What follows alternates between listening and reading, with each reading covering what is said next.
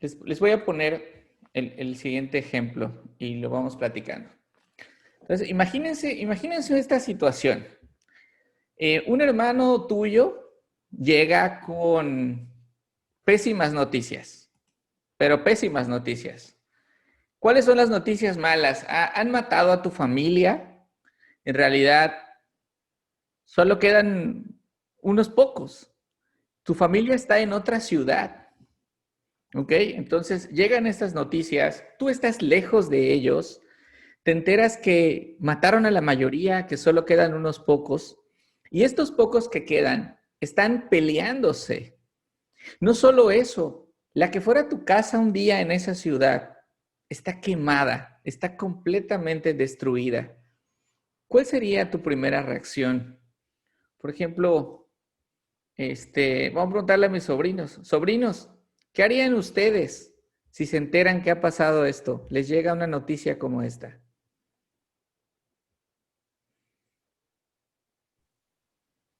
¿Están mis Pues sobrinos? yo me pondría a orar para que todo se resuelva. Muy bien, excelente. ¿Qué harían ustedes, Rodrigo, Regina?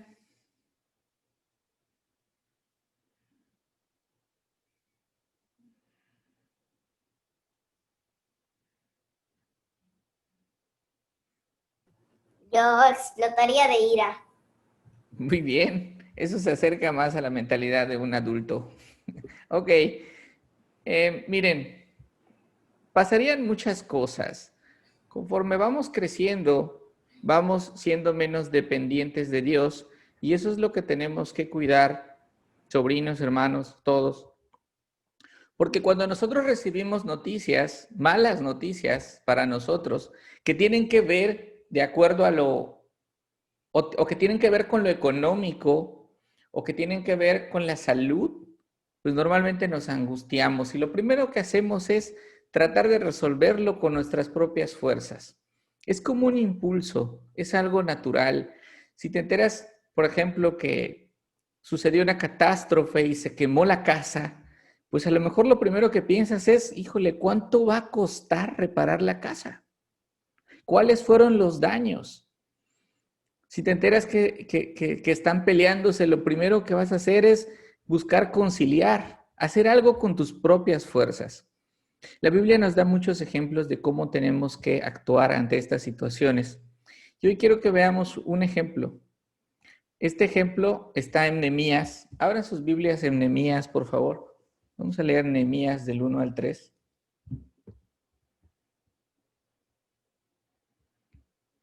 Me avisan cuando ya estén por ahí.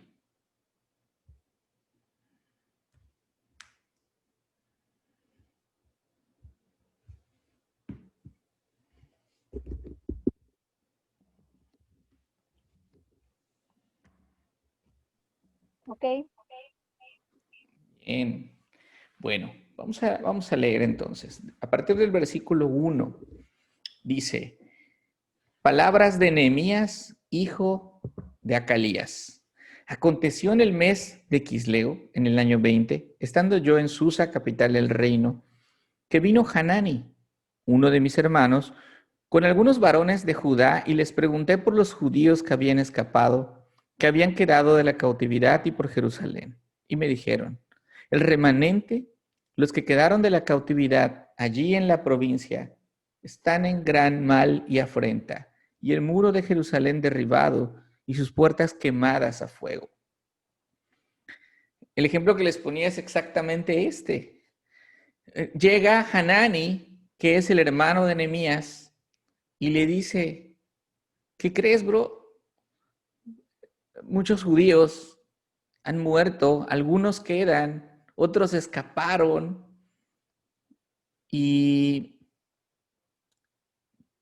los que quedaron de la cautividad están mal, están peleándose, están tristes también, hay conflicto, el muro de Jerusalén está derribado, sus puertas quemadas a fuego, hay una tragedia aparentemente material aquí, y digo aparentemente porque ahorita vamos a ver de qué se trata, de qué se trataba.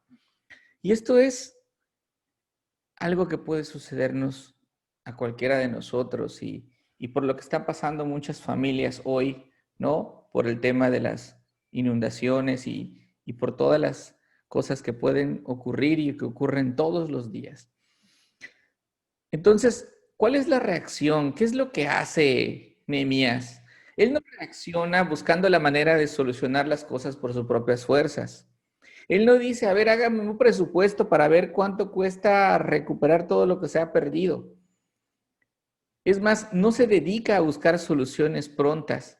No le da instrucciones a su hermano y le dice, oye, necesito que te pongas las pilas y que te pongas a trabajar y que te pongas a hacer esto y que te pongas a hacer lo otro, porque estamos en una situación de contingencia y necesitamos actuar ya. O sea, necesitamos hacer algo.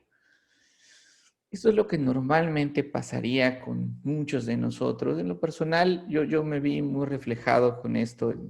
A veces soy muy impulsivo y trato de solucionar todas las cosas rápido, ¿no?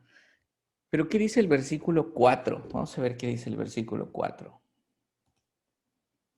El versículo 4 dice, cuando oí estas palabras, me senté y lloré, e hice duelo por algunos días, y ayuné y oré delante del Dios de los cielos. Y esta es la clave. Las cosas que pasan en nuestra vida suceden bajo la soberanía de Dios. Y el único que puede ayudarnos a solventar y a resolver las cosas es Dios. ¿Cuántos problemas se resolverían si buscáramos la dirección de Dios en lugar de resolver las cosas por nuestra propia cuenta? Precisamente por eso decidí que repasáramos uno de los versículos que vimos la semana pasada, Santiago 4:3, y parte del 2 y el 3. Entonces, no oramos con naturalidad y no oramos con la misma frecuencia a lo mejor que comemos o con la misma frecuencia que respiramos. Creo que es importante que dediquemos tiempo a la oración. Y es muy importante que dediquemos tiempo a la oración porque es el tiempo que nosotros tenemos para estar con Dios.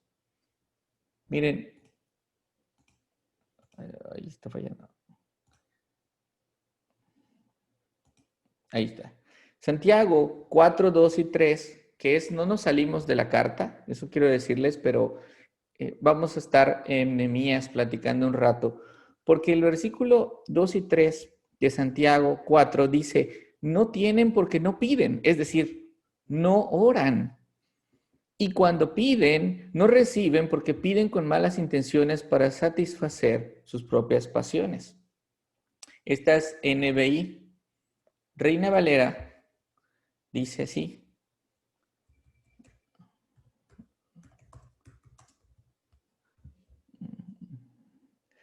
Reina Valera dice, no tienen lo que desean porque no piden. Piden y no reciben porque piden mal para gastar en vuestros deleites. Pedir bien o pedir mal, eso quiere decir que hay una forma correcta de pedir. Si tú pides mal, entonces Dios no solo no te escuchará, sino no pasará absolutamente nada. Durante estos días que nos reunamos a hacer oración, veremos entonces algunos aspectos de la oración. Y hoy vamos a ver alguno de este personaje, de esta persona que se llama Nehemías, y cómo oraba él. Y vamos a ver algunas características de esta oración que él hizo cuando se enfrentó con este problema y con este dolor en su corazón. Es impresionante que el mismo escritor dice, cuando oí estas palabras, me senté y lloré e hice duelo por algunos días. Ay, perdón. Cuando oí estas palabras, me senté y lloré. Ahí está en pantalla. Hice duelo por algunos días, ayuné y lloré delante del Dios de los cielos. Y a continuación, vamos a ver cuál fue la oración y cómo es que él oró. Miren, dice, Y dije, te ruego, oh Jehová, Dios de los cielos, fuerte, grande y temible. Veamos esta primera palabra, te ruego, oh Jehová, Dios de los cielos. Él lo primero que hace es alabar a Dios y reconocer la grandeza de Dios. Cuando tú oras correctamente, vienes ante el Creador. Dios no es tu amigo de piquete de ombligo. Él es el soberano, el rey del universo, el que te ha permitido estar vivo hasta hoy, el que te regala el aire que respiras, y es importante venir a Él en reverencia. Muchas veces perdemos de vista con quién estamos hablando en oración. Y es muy importante que tengamos en cuenta quién es Dios, que cuando estudiemos la Biblia veamos quién es Dios. El Antiguo Testamento, como estamos viendo hoy, nos muestra en gran manera el carácter de Dios y nos muestra quién es Dios y lo poderoso que Él es y cómo nosotros deberíamos acercarnos en reverencia a Él. Hay un pasaje que a mí me mueve mucho en particular, es Isaías 6. Vayan en sus Biblias a Isaías 6, por favor. ¿Me avisan cuando esté por ahí alguno?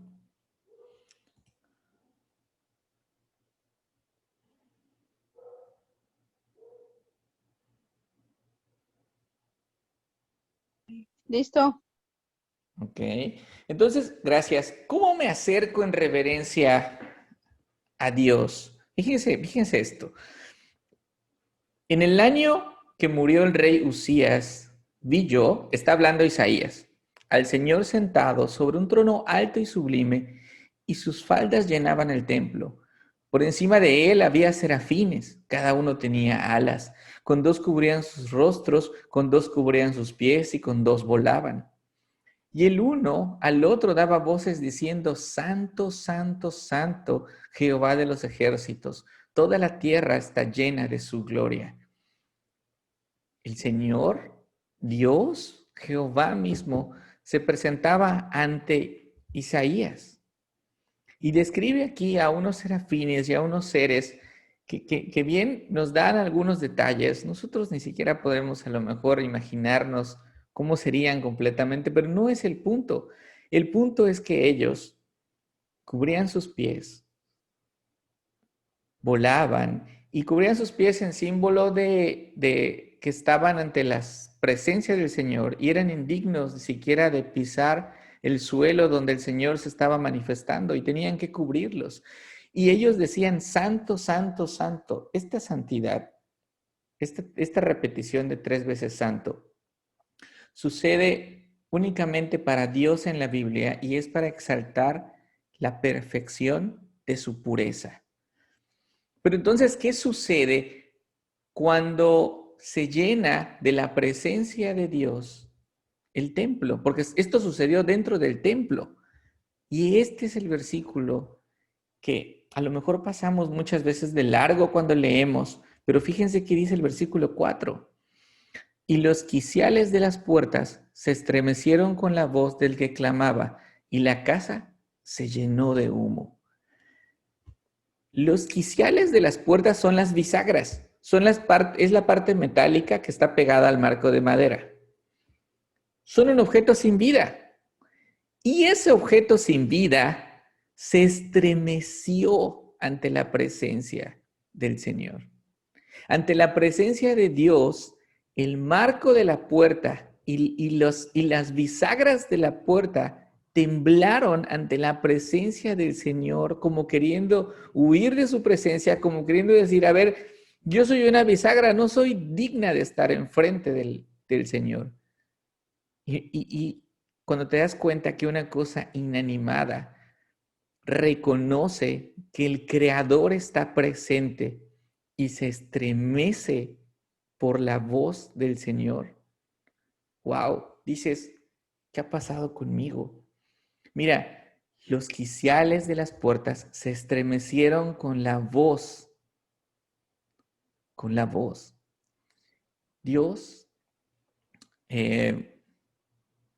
habla. Y cuando habla por medio de su palabra, por medio de la Biblia, nosotros deberíamos tener esta actitud hacia Él, esta actitud reverente. Y cuando nosotros oramos, también tenemos que tener esta actitud reverente de entender quién es Dios y entender que si las cosas creadas tiemblan ante su presencia, ¿por qué tú no lo haces?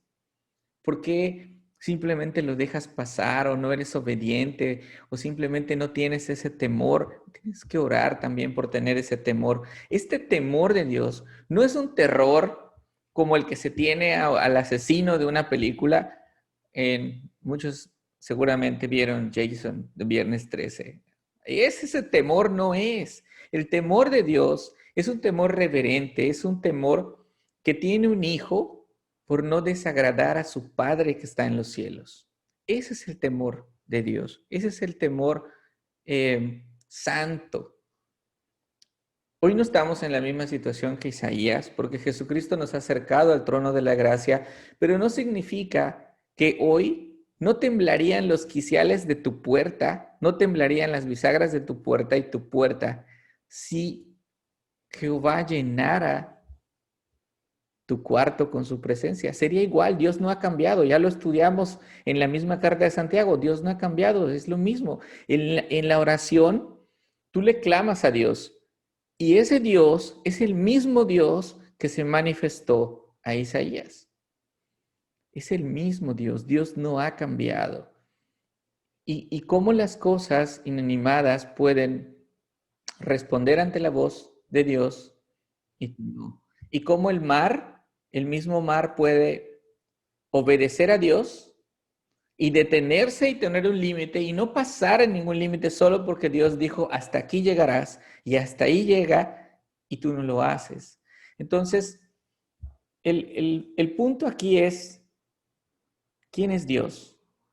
¿Quién es Dios y cómo en la oración no se te puede olvidar quién es Dios y a quién te estás dirigiendo? Te estás dirigiendo al Creador que el mar y los quiciales de una puerta tiemblan en su presencia, al Dios que dio a su Hijo y lo sacrificó por ti. Ese es el Dios a que te estás acercando. Y por eso dice Nehemías, te ruego, oh Jehová, Dios de los cielos, fuerte, grande y temible, que guarda el pacto y la misericordia a los que le aman y guardan sus mandamientos. Recordemos un poco acerca de qué pacto está hablando Nehemías. El pueblo de Israel estaba bajo un pacto. Este pacto era un pacto condicional. Ellos tenían que obedecer a Dios para recibir bendiciones a cambio. Ellos no habían obedecido y las tragedias que estaban viviendo en su vida eran a causa de la desobediencia. Hoy este pacto no está vigente. Estamos bajo el nuevo pacto. ¿Eso qué significa? ¿Que el Antiguo Testamento no sirve? ¿Lo podemos quitar de nuestra Biblia? No, no significa eso. Significa que el Antiguo Testamento y lo que pasó a Israel nos sirve nos sirve de ejemplo para que nosotros no cometamos los mismos errores de menospreciar a Dios y menospreciar a su palabra. Entonces, el versículo 6 dice, esté atento tu oído y abiertos tus ojos para oír la oración de tu siervo, que hago ahora delante de ti día y noche. Wow, nosotros no oramos día y noche. Muchos cristianos siquiera dejan pasar la oración o lo hacen esporádicamente o lo hacen mecánicamente. Tienen el privilegio de que Dios escucha sus oraciones. Si eres hijo de Dios y has creído en el Señor Jesucristo, Dios escucha tus oraciones.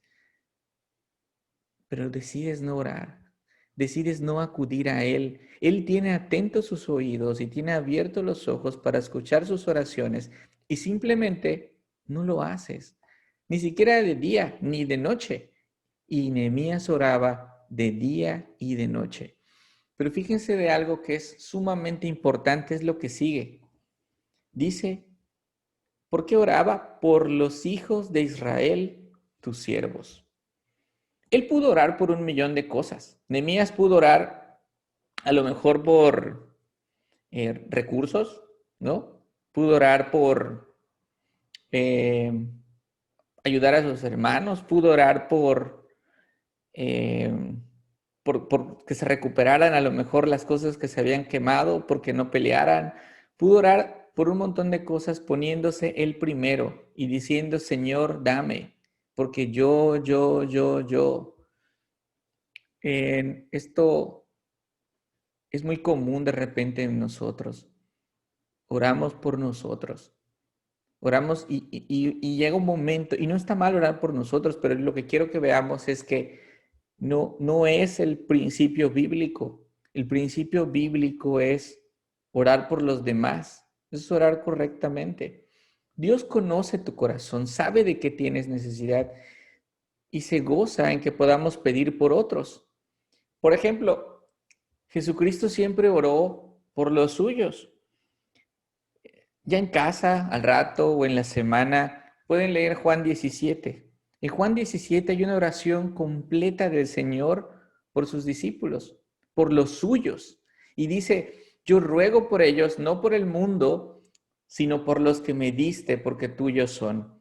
Y entonces Él ora por todos los creyentes y ora por sus discípulos. Pero también oró Jesús por sus enemigos. Cuando estaba en la cruz, Él dijo, Padre, perdónalos porque no saben lo que hacen, mientras se repartían sus vestidos.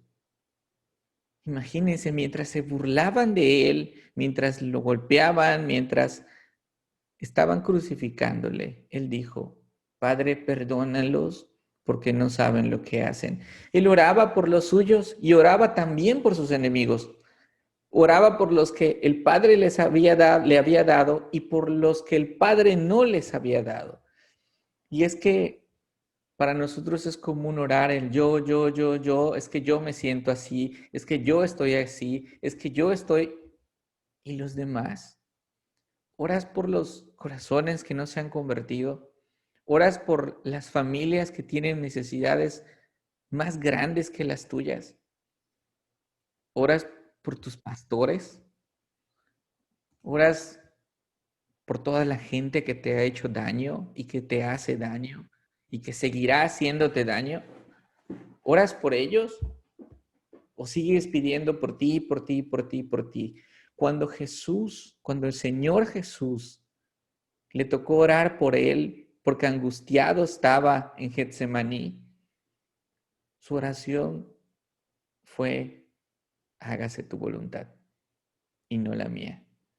Y es que ese es el modelo de oración que debemos tener. Y fíjense cómo Nehemías, regresamos al texto, dice, por los hijos de Israel. Esa es su oración. Por los hijos de Israel, tus siervos. Inmediatamente después dice, y confieso los pecados de los hijos de Israel que hemos cometido contra ti. Sí, yo y la casa de mi padre hemos pecado. Es muy importante que en oración reconozcas tu pecado. Estamos viendo, les recuerdo, la forma correcta de orar, que esta es una de las formas correctas de orar que la Biblia nos enseña a través de Nehemías. Y lo estamos viendo porque no tienen, porque no piden, y si piden, piden mal. Estaría equivocado estar pidiendo recursos o cosas materiales antes de reconocer tu pecado, antes de reconocer que el problema que tenemos no es material. Si se dan cuenta, ya llegamos al versículo 6, vamos a empezar el 7, y hasta ahorita Nehemías no ha mencionado absolutamente nada de la catástrofe material y de lo que estaba pasando, porque no era el motivo de su tristeza ni de su llanto. El motivo de su tristeza es que él se daba cuenta que no era un asunto material lo que estaba tratando, era un asunto espiritual.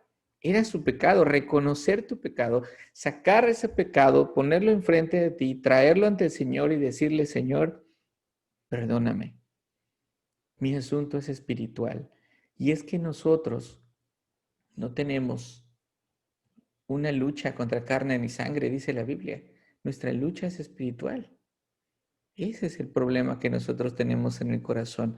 Dice el versículo 7, en extremo nos hemos corrompido contra ti y no hemos guardado los mandamientos, estatutos y preceptos que diste a Moisés tu siervo. No hemos obedecido, no te obedecemos, Señor. Él está doblando sus rodillas y reconociendo su pecado. Y ese es el corazón otra vez, contrito y humillado. Nota que dice, pide por los hijos de Israel, pide por ellos, pide por sus hermanos, pero cuando confiesa su pecado dice, nosotros hemos pecado. Primero habla de ellos, pide por ellos, y después él no se incluye. Él no dice, Señor, por favor, ayuda a esa bola de pecadores indignos que están ahí pisoteando tu nombre. No, no, no, no, no. Él dice, nosotros no hemos guardado los mandamientos. Nosotros hemos pecado contra ti. Nos hemos corrompido. Todo es nosotros. Vamos a ver el versículo 8. Seguimos con la oración. Versículo 8 dice, acuérdate ahora de la palabra que diste a Moisés tu siervo, diciendo, si vosotros pecareis, yo os dispersaré por los pueblos. Ellos estaban en el exilio, es decir, estaban viviendo parte de la disciplina de Dios. Dios, por su desobediencia, los castigó 70 años. Cuando Nehemías dice acuérdate, no está diciendo, ay Dios, por favor, es que no vaya a hacer que no suene tu recordatorio, mejor te lo recuerdo yo. No, no, no, Dios no olvida. Dios está convencido de la fidelidad de Dios. Él no miente y si dijo algo, Dios lo hará, porque es Dios. Pero ellos estaban en un pacto condicional y entonces ellos estaban condicionados a recibir estas bendiciones y ellos obedecían. Y al decir acuérdate, está quebrantándose y diciendo, me arrepiento, nos arrepentimos, Señor. Yo sé que tú vas a cumplir, pero aquí estamos. Porque mira que dice el versículo 9.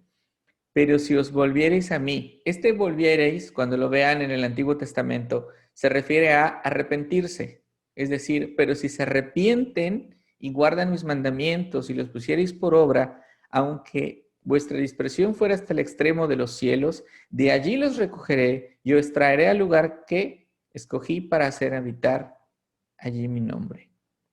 Estamos hablando, esta es una promesa que Dios dio en Deuteronomio, desde los tiempos de Moisés. Ya había previsto el Señor que esto pasaría. Ya había previsto que serían incapaces de obedecer, pero fueron incapaces de obedecer ellos como lo somos tú y yo. Ellos violaron el pacto con Dios. ¿Por qué violaron el pacto? Porque su corazón era duro, porque tenían un corazón pecador y ellos estaban viviendo las consecuencias de desobedecer. Su problema era espiritual, no material. La raíz del por qué había pasado todo eso es porque tenían un problema espiritual. Y muchas veces en nuestra vida van a pasar cosas que aparentemente tienen un diseño o un envoltorio, si lo quieres ver así, de materialidad. Tienen un envoltorio de algo que parece material, pero el asunto es espiritual. Es probable que necesites más amor, más paciencia. Es probable que Dios te esté formando de alguna manera a la imagen de su Hijo. Es espiritual. La raíz es espiritual porque es una dependencia a Dios lo que necesitamos tener, no una dependencia hacia las cosas materiales.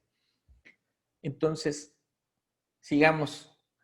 Dice el versículo 10. Ellos pues son tus siervos y tu pueblo, los cuales redimiste con gran poder y con tu mano poderosa. ¿Por qué oramos? Oramos porque no podemos. Oramos porque Dios todo lo puede. ¿Y qué está pasando aquí? Dice Nehemías, redimiste con tu gran poder y con tu mano poderosa. ¿Saben de qué está hablando aquí? Del Éxodo. Él está diciendo, Señor, si tú fuiste capaz de abrir el mar para que pasara tu pueblo y lo salvaras, Si la creación obedece a tu mandato, esta gente que está aquí o que nos tiene cautivos, por supuesto que va a obedecer. Y Dios no ha cambiado otra vez. El mismo Dios que abrió las aguas es el mismo Dios al que tú y yo le oramos. El mismo Dios. El mismo Dios que liberó a su pueblo, ese mismo Dios que con su gran poder y su mano poderosa creó los cielos y la tierra, es el mismo Dios al que tú te diriges en oración o te debes dirigir en oración correctamente. Él no ha cambiado, el que cambia eres tú. Veíamos en estudios pasados cómo a lo mejor de repente en un servicio, en un culto, escuchabas una alabanza y tu corazón se derretía y tus lágrimas salían y no podías ni siquiera cantar esa alabanza y de repente hoy la escuchas y es una alabanza más. No pasa nada. ¿Cambió Dios? No. El que cambió fuiste tú. Dios no cambia, sigue siendo el mismo Dios poderoso para hacer lo que Él quiere de acuerdo a su voluntad. Y es por eso que nosotros venimos a Él en oración, porque lo que tú no puedes hacer, Él sí lo puede hacer. Entonces, es muy importante que tengamos esto en cuenta cuando oremos, porque a menudo nuestras oraciones se enfocan a necesidades financieras o a necesidades materiales o a necesidades de salud incluso. Dios nos escuchará definitivamente y si está en su voluntad, va a satisfacer esas necesidades financieras, materiales y de salud. Pero el principal problema no es esa parte material. El principal problema está en tu corazón. El principal problema es la parte espiritual. Recordemos un poco lo que hemos estudiado en la carta. El problema en la prueba no es la prueba, es la falta de sabiduría. Lo vimos en el capítulo 1, en Santiago. Después vimos que el problema no es la tentación, sino tu concupiscencia, versículo 14. Vimos también que el problema no es oír la palabra de Dios, sino ponerla en práctica. Entonces el problema es la obediencia. Otra vez, hasta aquí ya mencionamos sabiduría, concupiscencia, obediencia, no hay nada material. Después vimos las preferencias que habían en la iglesia, etcétera. Entonces el problema es tu falta de misericordia y de amor al prójimo. Tampoco es material. Después vimos cómo la fe y las obras actúan. Y el problema es que quieres resolver las cosas por medio de obras en lugar de que tu fe te impulse a actuar. Y entonces hagas obras como consecuencia de la fe que tienes. De nueva cuenta es espiritual. Vimos también cómo la lengua puede destruir un montón de cosas y es un pequeño fuego que nos contamina todo el cuerpo. Tu falta de dominio propio también es espiritual. Acabamos de terminar el capítulo 3, en donde veíamos que al final del capítulo 3, la sabiduría que desciende de lo alto y la sabiduría de Dios. El problema es que obedeces al diablo y no obedeces a Dios. De nueva cuenta, el problema es espiritual. La Biblia una y otra vez nos dice que el problema que tenemos, nuestro verdadero problema, es espiritual. Al inicio del capítulo 4, que estudiábamos la semana pasada, veíamos las guerras, los conflictos, etcétera. ¿De dónde surgen? Surgen de nuestras pasiones. Otra vez, el problema es espiritual. Entonces, si vamos a pedir algo en oración, no te olvides, independientemente de las necesidades de las cuales Dios tiene cuidado de ti, de pedir que cuide tu corazón. Que cuide tu corazón, que cuide tus deseos, que cuide lo que está dentro de ti. Que examíname, Señor, saca todo esto y ponlo y cambia mis pensamientos por tus pensamientos y ayúdame a someterme, a obedecerte. Concédeme eso en mi corazón porque no soy o estoy lejos de estar a la imagen de tu Hijo y esa parte de santificación y ese proceso, Dios te guía y te puede ayudar, pero no tienes porque no lo pides. Esa es la esencia de ese versículo. No tienes porque no lo pides. No tengo paz, no tengo gozo porque no lo pides, porque no te estás regocijando en el Señor. En las instrucciones que veíamos al final la semana pasada, sométete a Dios, pídele someterte a Dios. Resiste al diablo, pídele resistir al diablo. Acércate a Dios. Límpiate, Señor, límpiame, Señor, lávame, Señor, quebrántame, Señor, purifícame. Incluso los últimos mandamientos de este capítulo que vimos la semana pasada, el 4, del 9 al 10, es más fuerte. ¿Realmente alguna vez has orado? Aflígeme, Señor. Hazme que yo llore. Hazme que yo me lamente por mi pecado. Haz que mi risa se convierta en llanto y mi gozo en tristeza. Humíllame, Señor. Realmente cuando hablamos de esto, pues no queremos, ¿no? ¿Quién quiere llorar o quién quiere sentirse humillado o quién quiere afligirse o quién quiere lamentarse? Pero si es lo que necesita tu corazón para que puedas venir a Dios y estar en comunión con Él, es la única forma en la que tú vas a poder entonces llegar al gozo en el Señor y darte cuenta que el problema no es material, es espiritual. Y regresamos a Nehemías. Dice el versículo 11, llegamos hasta el 10. Déjame ponerlo. 11. Dice, te ruego, oh Jehová, esté atento tu oído a la oración de tu siervo y a la oración de tus siervos, quienes desean reverenciar tu nombre. Concede ahora buen éxito a tu siervo y dale gracia delante de aquel varón. Sigue la oración. Este es un ejemplo de cómo nosotros debemos acercarnos a Dios correctamente. Termina de la forma que empezó, diciendo, te ruego, esté atento tu oído.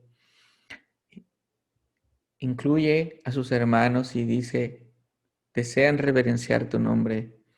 Concede buen éxito a tu siervo y dale gracia delante de aquel varón. Está hablando delante del rey con el que iba a hablar. Pero mira cómo termina esto. Porque yo servía de copero al rey, perdón.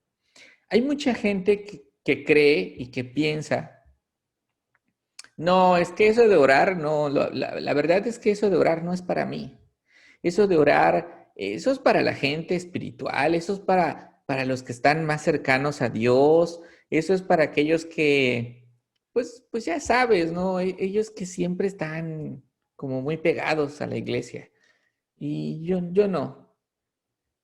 Nehemías no era sacerdote, Nehemías no era pastor, Nehemías no dirigía un culto, ni era un líder, por ejemplo. No. Nehemías servía de copero al rey. Su trabajo era probar el vino que estuviera bueno, que no estuviera envenenado, para que el rey no muriera. Ese era su trabajo. Era un trabajo arriesgado, a lo mejor no común, pero no era un trabajo de alguien netamente espiritual como el mundo lo describiría. ¿Y eso qué significa, Juan? Pues significa que tú, yo, Nehemías y cualquiera que desea acercarse a Dios en arrepentimiento, confesando su pecado, magnificando a Dios como es Él, todopoderoso, reconociendo a su Hijo Jesucristo, entonces Dios escuchará sus oraciones. Aquellos que reconocen que que el problema no es material, sino espiritual. Aquellos que están buscando paz en su corazón, amor, gozo y todos los frutos del Espíritu, Dios se los puede otorgar por medio de la oración. Es la única forma en la que podamos tener esa tranquilidad que necesitamos. Dios te la puede dar, pero no tienes porque no pides. Y cuando pides, pides mal porque pides para gastar en tus deleites. Llámese como se llame. Entonces, mis hermanos, el mensaje de hoy como siempre, yo siempre les invito a participar, a comentar y me gustaría utilizar el tiempo que nos queda también para orar por todas estas necesidades que nosotros podamos tener.